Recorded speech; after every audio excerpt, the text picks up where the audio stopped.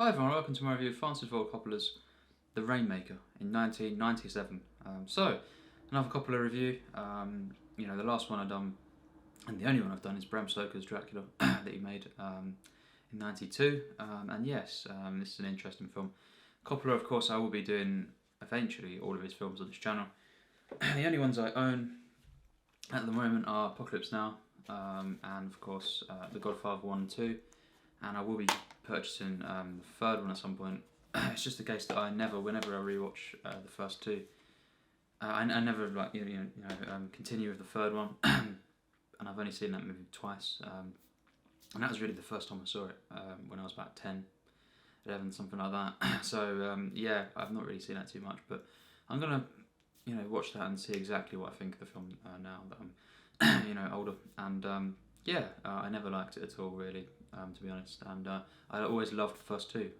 Coppola never really regained his popularity and critical success of the 70s decade, with his films like The Godfathers and The Conversation, Apocalypse Now, of course, and basically a lot of his career financially went downhill, especially in the 80s and the 90s. And he has actually made some films in the 2000s, and he's kind of unofficially retired now, I believe.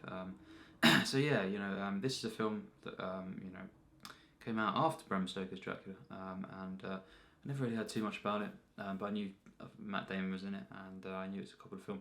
I have actually seen Jack as well, which is around the time of this, and that was not a good film. But yeah, this film. Didn't really know what to expect. It's a courtroom drama kind of for most of the film, and it's not massively acclaimed, but it's got decent acclaim, you could say. Originally we gave it a 3, and it's got 7.1 IMDb, so it's fairly popular, but not too much. And basically, I just went in, watched it yesterday before the game, which is of the same year, was really, really surprised. I actually think this can now be considered, after seeing it all, a great film. Another great film by Coppola. Only just because it does have some flaws, and it's not a masterpiece for me. But considering how little people talk about it and really regard it at all, actually look at rankings, it's usually outside of the top 10 or 15 even of his films. And I think actually it was a real surprise. I think it was very, very human, mostly thoroughly compelling, and the acting was great, especially Jon Voight, Matt Damon, and Danny DeVito.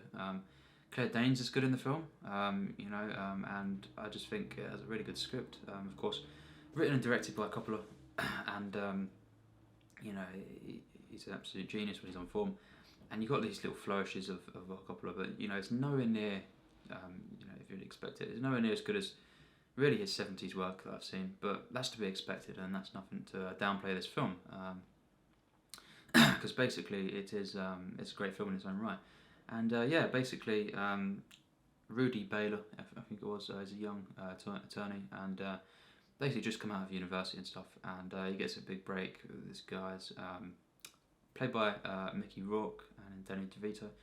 Basically, he goes against, throughout the film, basically corrupt lawyers, insurance companies, and he basically tries to do good in the system, justice system, you could say, and despite some of the corruption, he's around on his side as well, and eventually, in the end, it's a big outcome, and it's Matt Damon as the main protagonist, and basically I'm not going to ruin what happens, because that would, I'm not going to get too much into the plot from now, but basically that is the gist. It's kind of a courtroom drama. You could say it's it's got romance in it as well, and just a human story, really. I think it did have some tonal issues. I feel this is my feeling anyway. The first half an hour, just a couple moments, kind of here and there. It did I felt just a couple tonal breaks. With comedy they was trying to inject, with the woman singing and stuff like that. It just didn't, on this occasion, quite work, but it was only a few moments, so it didn't bring the score down too much. But then, once the film really got going, it was, and I was already really liking it, for sure, you could say loving it. And once the film got going, it just became more and more consistent in its tone. It took itself even more seriously, and just in the end, I was actually very moved by this film, and I loved the characters overall. I think John Voight is a great villain once again, and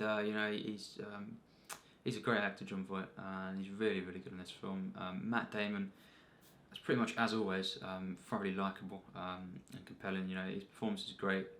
It's the same year, of course, as Good Will Hunting, so that's something. And basically, Danny DeVito is great as well, and I was really just liking the charm of the film, the kind of camaraderie between these characters as well. Mickey Rourke was memorable when he was in it.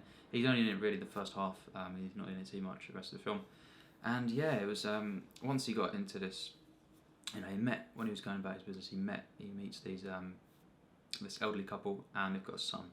Now the son is very ill, and basically you find out he requires bone marrow, and the insurance company are not giving him the funding and stuff like that. So it's kind of something that happens every day that you can kind of relate to, and it's a shame that this happens. And basically most of the film is exploring that case, and Matt Damon trying to sort things out and bring about justice to what happens there. And as well, you got like a subplot, you could say, which people have criticised, with Claire Danes' character. Basically they form a romance, and people have criticised that, but I didn't. I really liked it actually. And basically her character is someone that's getting abused by her husband, so as well it explores domestic abuse, and it does it really in a kind of way that's delicate, and it's very powerful actually, them bits. It's very well done, and really moving stuff. And then just the rest of the film is it's just a kind of Matt Damon trying to bring about justice of this main case. And the final kind of 30 minutes is mostly in the courtroom for the final showdown, you could say. And there's times where courtroom stuff, legal dramas and stuff, don't work for me.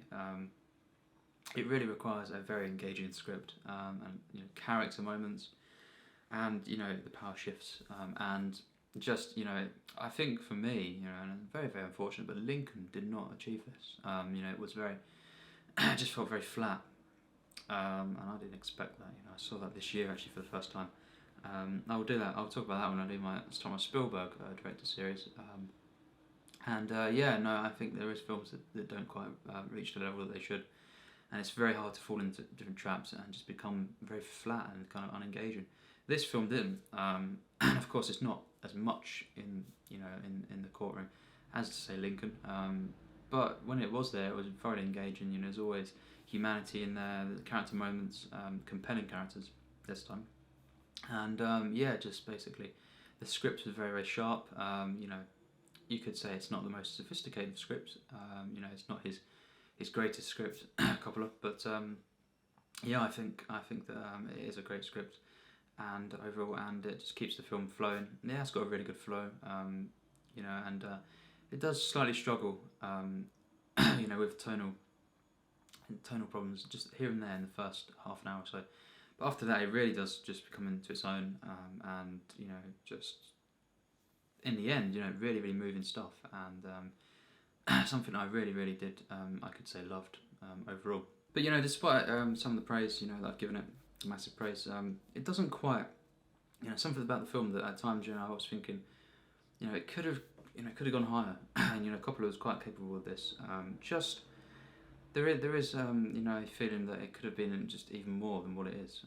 Although despite being a great film, just that's what I felt of the film. And it's nothing to really go in depth about in that sense. It's just a film that doesn't quite elevate to the level that it could have regarding the actual subject matter, and just the fact that it's the cast, and the fact that it's Coppola, and that's not comparing it to his best work. It's just the fact that on this occasion it's a great film, but it's not. It could have maybe been a masterpiece if it had just maybe been first of all more consistent in its tone, first of all, and just reached higher, because it only really did reach to the level that it could have been brought to a masterpiece. Basically in that last 30 minutes or so. Now the rest of the film is great, / very good. But as I say, it's hard to describe. That's just how I feel. The reason why I'm not giving it, the high end of the 9 marks, as well, despite some of the flaws here and there, it is because it just doesn't reach. For a couple of reasons, it doesn't reach the heights that kind of a 10 out of 10 or close film does. But it is, for me, a 90%, and that's, it's a great score from me. I feel, it's only just in there. There were moments in the middle where it kind of didn't quite, it wasn't quite as compelling as it should have been again, and it didn't quite, have that compellingness first. The end of the film did, and moments before that, it was probably going to be the high end of the 8 marks. But then the last half an hour really did at times blow me away, and just how engaging that courtroom stuff was, but also at the same time really focusing on the humanity of this case. The fact that this kid, it's dealing with this kid who needs basically funding for his illness, and I'm not going to get into what happens or anything like that, but it's very, very moving stuff, and I love the relationships and how Matt Damon kind of goes in there and stuff. Very, very warm film, I would say, as well, to sum it up. It's got a lot of heart, and it is very, very warm and touching. And I love the relationship actually at times with Matt Damon and Claire Danes.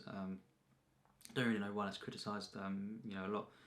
And there's the supporting cast as well. Danny DeVito, really, really great in this film. Adds some humour in there as well. In the first half an hour it doesn't quite work as well as it should, but the rest of the film it does. And Mickey Rourke, when he's in the film, is very, very good. But John Voight as well, he's one of the best in this film. He's great, and the kind of villain in the film, and it just adds loads and loads of drama, especially towards the end. And just to sum it up, I think it manages to get my great rating. It has some flaws, and it doesn't quite reach the level that it could have done. Just I felt at times, it could have quite. I looked at some scenes, and as I was watching them, I was just kind of. It could have been higher, but it doesn't matter. But it could have been, and then I could have said that maybe it could have been a masterpiece. Who knows? But compared to what people say about the film, I was really pleasantly surprised. Would highly recommend this film. And it's kind of a farce that Coppola's only made great films in the 70s, and remember, he didn't start in the 70s. And also, there's great films that he made afterwards, and this being one of them, Bram Stoker's Dracula, for sure. And that was a near masterpiece for me, pretty much a masterpiece. And one of the only things I've flawed with that was Keanu Reeves' performance, and because he was one of the main characters, I had to flaw that. And basically, Coppola, he's an all-round one of the greatest filmmakers for me. He's in my top 15 at the moment as well. He's made. Of course, 5 films that I do love now, but because of the strength of the top 3, just how high they are my favourite films list, that's why it's so high. But who knows, he could climb even higher. If I see even a few more films of him that are great, that I love, because he really, is one of the masters, and it's a shame financially his career didn't recover too much. But this is another great film, after the 70s that people should check out. Highly recommend it. And the performances, the script, direction, cinematography, although quite minimalist at times, it's very, very. It's got a nice look to the film, the flow, and as well, the editing and stuff. And just a fairly human film that is just, I can call it great. So thanks for watching my review of Francis Ford Coppola's The Rainmaker.